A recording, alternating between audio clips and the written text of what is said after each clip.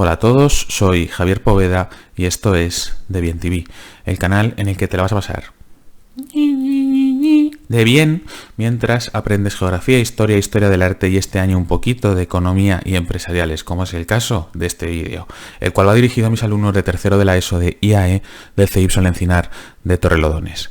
¿Qué vamos a ver en este vídeo? Vamos a ver el segundo tema que hemos visto en clase, que es el dinero, el sistema financiero y los impuestos.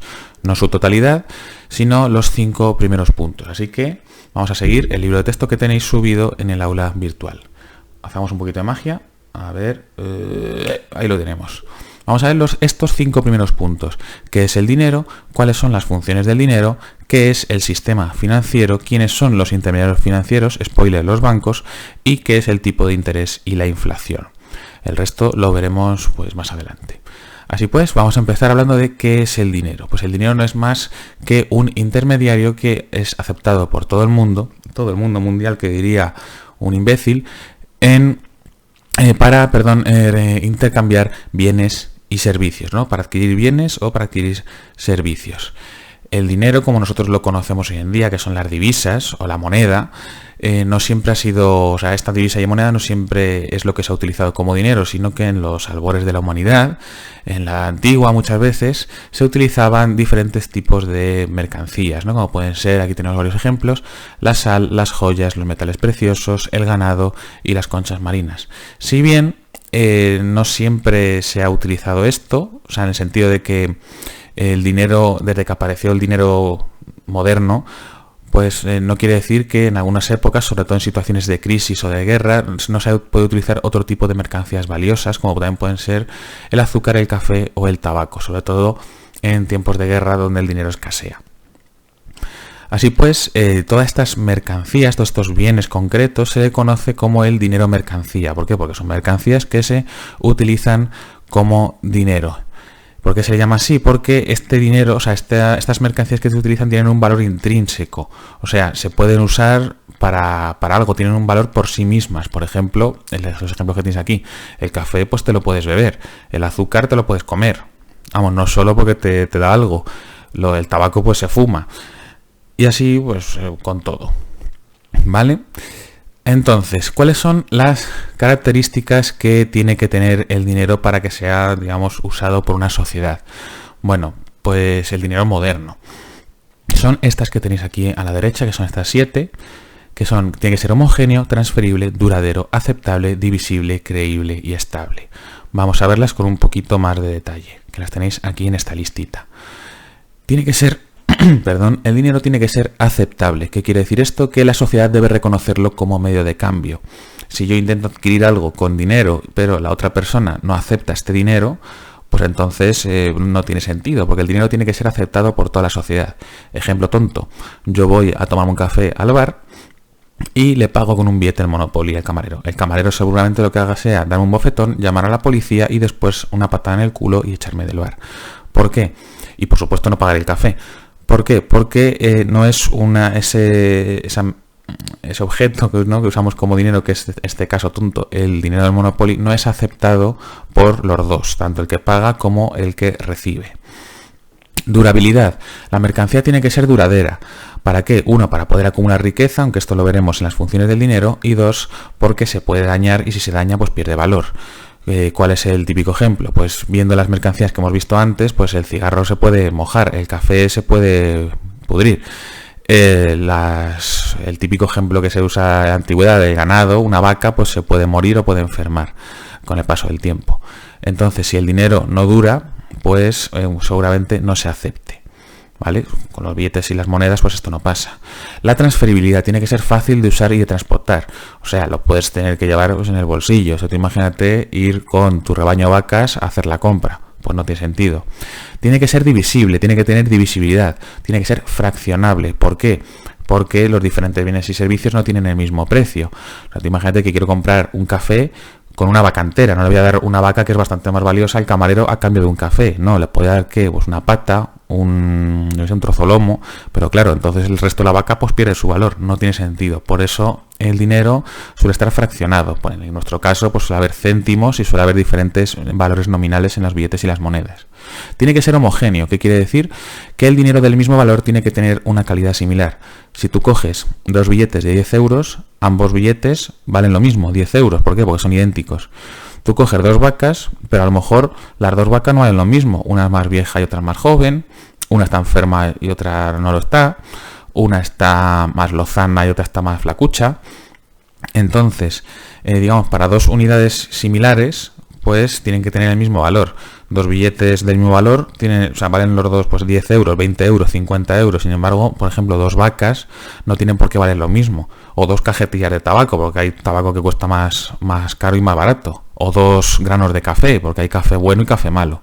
Sin embargo, esto con el dinero no pasa. Tiene que haber dificultad para producirlo. ¿Para qué? Para que no se pueda falsificar. Por eso los billetes hoy en día pues tienen todas esas tramas, están impresos en un papel especial, tienen un montón de filigranas y tienen un montón de medidas de seguridad para que no se pueda falsificar. Y a pesar de ello la gente lo falsifica. Y luego tiene que tener estabilidad, tiene que tener un valor estable, que no cambie de la noche a la mañana. Esto se por ejemplo en las monedas o en las divisas de algunos países que son con economías muy inestables, pues algunos de Sudamérica o algunos de África, que pues a lo mejor con un billete de 1000 lo que sea, a lo mejor pues con eso me puedo comprar hoy 10 barras de pan, pero al día siguiente su valor se desploma y solo me puedo comprar una. Entonces ese dinero deja de ser utilizado por la población. Esto en una economía fuerte no pasa. ¿Vale? Y estas 7 características son las que tiene que tener el dinero para ser aceptado como un modo de intercambio. Seguimos. Entonces, ¿cuáles son las 3 funciones principales del dinero? 1, como medio de cambio, para que sea como un método de intercambio, que es lo fundamental, pagar y vender a cambio de bienes y servicios. Esto ocurrió debido al dinero apareció, de hecho, sustituyó al sistema anterior, que era el trueque, cuando aparece la división del trabajo y la especialización, que esto ya lo hemos visto en clase, que aparece durante el Neolítico, cuando empiezan a producirse excedentes en la producción, sobre todo de alimentos, y se puede empezar a comerciar con ellos. ¿Vale? No voy a meter aquí más porque esto ya lo hemos visto en clase. Después, la siguiente función es el depósito de valor. Tiene que ser algo que te permita ahorrar para, digamos, acumular riqueza para poder ser aprovechada en un futuro, ¿vale? Si el dinero no se puede ahorrar, pues no tiene ningún tipo de valor y no tiene sentido. Y por último, como medida de valor, esto quiere decir para poder establecer precios. Nosotros los precios hoy en día pues los establecemos en números en función del valor del dinero, ¿vale? Y estas 3 cosas tienen sentido en la medida en la que va a sustituir el dinero, como lo conocemos hoy en día, va a sustituir a este sistema anterior del que hablábamos antes, que es el trueque, que no es nada más y nada menos que el intercambio de un bien por otro bien. ¿Cuáles eran los problemas del trueque? Pues que esto en una economía muy básica pues sí que puede ser útil, pero a medida que se especializa el trabajo y aparece la división del trabajo y los intercambios se vuelven cada vez más complejos y más frecuentes, pues tiene estos 2 principales problemas que tenéis aquí abajo: la coincidencia de intereses, ya que es muy costoso encontrar a una parte que desea justamente el bien y la cantidad ofrecida. Yo voy, por ejemplo, con una vaca a comprarme el café y a lo mejor este señor que me acepta trueques, pero dice, no, es que yo no quiero una vaca, yo quiero una oveja. Ah, pues es que yo no tengo ovejas. Ah, pues lo siento mucho. No te puedo cobrar el café, no te voy a dar un café. Ese es el problema, ¿vale? Que al usar una mercancía, cada uno puede usar una mercancía diferente, pues no tiene por qué ser aceptada por todos. Esto con el dinero no pasa. Y luego la dificultad de calcular con precisión el valor de cada bien. En el ejemplo absurdo que os ponía antes, ¿cuánto cuesta un café? 2 gramos de carne, 3 gramos de carne, ¿de qué? De la pata, del lomo, de yo qué sé, de aquí a la parte está aquí del pecho, no me acuerdo cómo se llama, ¿vale? Es muy complicado cuando hablamos de mercancías concretas establecer los precios. Por eso una de las funciones principales es la medida de valor del dinero y por eso esto es uno de los inconvenientes principales del trueque. Pero esto es lo que tenemos que tener claro, este diagrama de aquí. El dinero sirve como medio de cambio, comprar y vender, como depósito de valor para ahorrar y como medida de valor para establecer precios. Seguimos. Vamos a hablar ahora del sistema financiero, que está compuesto por los bancos e instituciones de crédito donde están depositados los ahorros. La gran mayoría se ha formado por los bancos.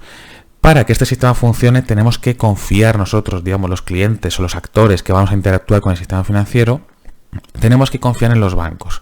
Como los bancos son unos sinvergüenzas, pues para poder confiar en ellos necesitamos que haya un regulador, que suele ser el Banco Central de cada país. En España es el Banco de España, que es el que regula y supervisa el funcionamiento del sistema financiero español. ¿Cuál es la principal actividad económica de los bancos, o sea, de este sistema financiero?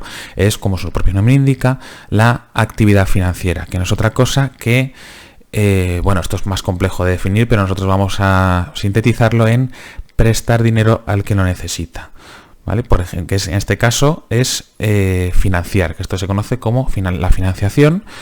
Y tenemos dos actores, que son el financiador y el financiado. El financiado es alguien que necesita un dinero para llevar a cabo una actividad o para adquirir un bien. Por ejemplo, que es lo más normal, pues adquirir un bien de mucho valor, como puede ser una casa o un coche, o bien otras actividades como puede ser iniciar un negocio. Casi nadie tiene ahorros suficientes para pagar a tocateja pues alguno de estos bienes, o para iniciar una empresa.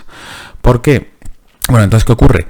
Que esta gente, o sea, bueno, que somos la gran mayoría de nosotros, somos los financiados. Y esto ocurre porque estamos en déficit, o sea, tenemos que asumir unos gastos que sobrepasan nuestros ingresos. Esto está mal, aquí en el libro, ¿vale? Cuando estás en déficit financiero quiere decir que tus gastos son mayores que tus ingresos. Por eso necesitas financiación. ¿Qué es lo que hace un financiador? Un financiador, que es alguien que tiene superávit, cuyos ingresos superan a sus gastos, lo que hace es que presta dinero a este financiado. Este financiado lo que va a hacer es, poco a poco, ¿vale? Porque si no, no puede, es devolverlo a cambio de un precio. Este precio se le llama el interés. Y así, amigos, es como ganan dinero los bancos, fundamentalmente a base de prestar dinero. ¿Quiénes son los intermediarios financieros? Pues fundamentalmente son los bancos, ¿vale? Aquí tenéis el ejemplito tonto de: es difícil que una persona que necesita 10.000 euros durante 5 años encuentre justamente otra persona dispuesta a prestarle esa cantidad exacta y en esas condiciones. Para esto surgen los bancos, que son los principales intermediarios financieros de la economía de un país. A través de ellos se canaliza tanto el ahorro como la inversión, como sobre todo la financiación, ¿vale? Entonces, las principales funciones de los bancos son servir de depósito de los ahorros y a su vez ser los financiadores, ¿no? Los dadores se puede decir, de los préstamos. Entonces, aquí tenemos el ejemplo de antes, pero con un intermediario, ¿vale? Aquí os puse de que el financiador fundamental de toda nuestra economía es el Banco Central Europeo, que es el Banco Central de la Unión Europea. ¿Qué es lo que hace el banco? Deposita dinero en los bancos, el dinero que se imprime, ¿vale? Tú no vas al Banco de España a coger euros, no, los coges del banco.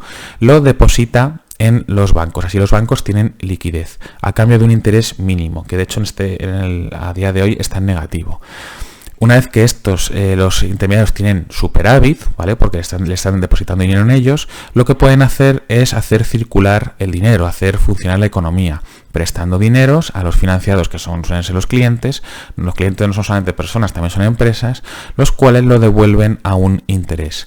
A su vez, el banco tiene que pagar un interés al financiador, al que es en este caso el Banco Central, que es el que le ha dejado el dinero. ¿Qué es lo que ocurre? ¿Cómo ganan dinero los bancos con esto? Este interés que pagan al financiador, al Banco Central, es infinitamente menor que al que cobran a los financiados. Por lo tanto, aquí es donde sacan su plusvalía los bancos, ¿vale?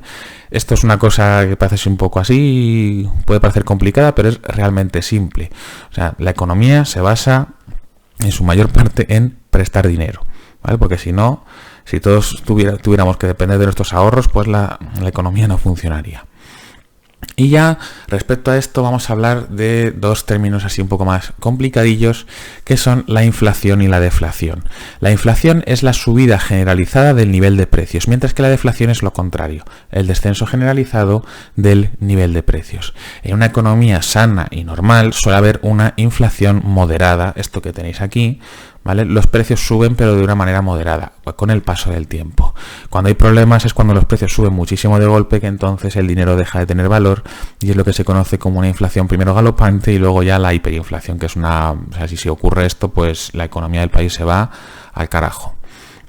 Entonces, volviendo a lo que hablábamos antes de la actividad financiera, el precio al que se presta el dinero se conoce como tipo de interés, que lo hemos visto antes. Por ejemplo, si depositas 100 euros en el banco, al cabo de un año obtendremos esos 100 euros más los intereses generados. A los bancos les interesa captar dinero de los clientes, por eso existen las cuentas de ahorro. Si tú tienes una cuenta de ahorro depositada en un banco, el banco te va a prestar, te va a pagar un interés a cambio de que tú tengas ese dinero depositado en el banco. Este interés suele ser ridículo, ¿no? Pero bueno, el caso es que te lo pagan. ¿Por qué le interesa esto a los bancos? Porque ese dinero luego ellos lo van a prestar a su vez a otros agentes que necesitan financiación y con ellos van a obtener beneficio. ¿Cómo se calcula un tipo de interés? Es tan simple como un porcentaje. A un tipo de interés del 5%, el saldo final será de 100 más 5, o sea, 105 euros. ¿Qué es lo que ocurre? Que volviendo al esquema anterior, imaginaos que el Banco Central le presta dinero al 1% de interés a los bancos, o sea, deposita en los bancos y el banco tiene que pagarle un 1% de interés. Ese dinero, a su vez, el banco lo va a prestar a los clientes habituales y os aseguro que les va a cobrar bastante más del 1% de interés. ¿Por qué? Porque así va a obtener beneficio. Si lo prestase también al 1%, pues no habría nada, o sea, sería saldo cero, y si lo prestas a menos, pues serían imbéciles porque estarían perdiendo dinero. Tipos de interés hay muchos, esto es un tipo de interés, digamos, estándar, normal. Sin embargo, hay muchos tipos de interés. El que nos interesa ahora mismo es diferenciar entre el tipo de interés nominal y el tipo de interés real. ¿Cómo existe inflación por lo general, o sea, existe subida de precios? ¿Qué es lo que ocurre? Que ese beneficio que tú obtienes o que el banco obtiene a cambio de financiar o a cambio de tomar un préstamo, pues ese beneficio no va a ser el real. ¿Por qué? Porque digamos que parte de ese beneficio se lo va a comer la subida de los precios. Por ejemplo, si aquí en el ejemplo de antes he obtenido un 5%, en este caso 5 euros de beneficio, a lo mejor cuando yo deposito el dinero, con esos 5 euros me puedo comprar, yo qué sé, 5 cafés, porque está el café a 1 euro. ¿Vale? Pero si a final de año los precios han ido subiendo y si ahora el café en vez de 1 euro cuesta 2 euros, ¿qué es lo que ocurre? Que con estos 5 euros que voy a seguir obteniendo de beneficio, me puedo comprar únicamente 2 cafés y medio. ¿Vale? Entonces, ¿qué ocurre? Que mi beneficio real no es un 5%, es menos. Por eso hay que tener en cuenta la inflación, o en otro caso la deflación, pero lo más normal es la inflación. Y aquí os viene un pequeño ejemplito. El dinero vale en función de los bienes que podamos comprar con él, es lo que se llama el poder adquisitivo. ¿Vale? Este es el ejemplo que os ponía yo con los diferentes tipos de divisas. No es lo mismo tener un euro que tener un sol peruano, ¿vale? Con un sol peruano pues posiblemente no puedas comprar nada, pero con un euro sí que puedes adquirir cosas, ¿vale? Por eso el valor del dinero depende de la cantidad de bienes que puedes comprar con ellos, ¿vale? Por eso el euro es una moneda que es mucho más valiosa que el sol peruano, ¿vale? Entonces, ¿qué es lo que ocurre? Que debido a la inflación, que es el aumento de los precios al pasar el tiempo, un euro en el futuro tiene menos valor que un euro en el presente. ¿Cómo se aplica esto a los intereses? Pues bueno, tenemos que diferenciar entre el interés nominal, el que me paga el banco, en este caso, en el ejemplo anterior, un 5%, del tipo de interés real, que es el beneficio real que vamos a obtener una vez descontada la inflación. Vamos a asumir que los precios han subido, como este ejemplo de aquí, un 3%. ¿Vale? O sea que este interés que me pagan es al cabo de un año. Y que pues vamos a asumir que lo pedimos el 1 de enero y el 31 de diciembre nos pagan este interés. Si al principio del año pues el precio está a un nivel y a final de año ha subido los precios un 3%, ¿estoy obteniendo yo realmente de ese depósito que he hecho de 100 euros un interés real del 5%? No, estoy obteniendo menos. Estoy obteniendo la resta, la diferencia entre el tipo de interés nominal y el tipo de interés real. En este caso, y la inflación. En este caso, este 5% que me da el banco, si le resto el 3% que han subido los precios, el tipo de interés real que me está pagando el banco es un 2%. O sea, realmente no he tenido una rentabilidad del 5%. Nominalmente sí, pero realmente solo he obtenido una rentabilidad del 2%. Esto hay que tenerlo muy en cuenta pues, a la hora de tomar un préstamo y sobre todo a la hora de realizar inversiones.